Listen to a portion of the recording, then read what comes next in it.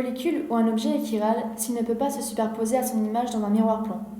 Nous trouvons la chiralité partout dans le monde qui nous entoure. Voici quelques exemples. En effet, un objet chiral ne présente aucun élément de symétrie, comme nous pouvons le voir avec l'exemple de la main. Nous avons une main à partir de laquelle nous faisons son image dans un miroir, et nous pouvons ainsi voir que les mains ne sont pas superposables. Contrairement à une bouteille qui est superposable à son image dans un miroir plan, car elle présente un élément de symétrie, et elle est donc achirale. Voyons maintenant le terme de chiralité au niveau de la chimie. Voici par exemple une molécule chirale. Cette molécule contient un carbone relié à 4 substituants différents, représentés ici par 4 couleurs différentes. Ce carbone est appelé un carbone asymétrique et il indique la chiralité de la molécule.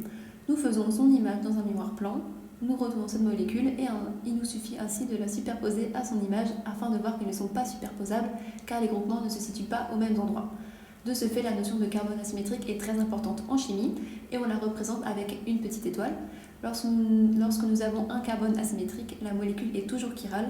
A l'inverse, lorsque nous avons affaire à 2 carbones symétriques ou plus, la molécule est chirale si elle ne présente aucun élément de symétrie. Voici 2 exemples avec le menthol et l'acide tartrique.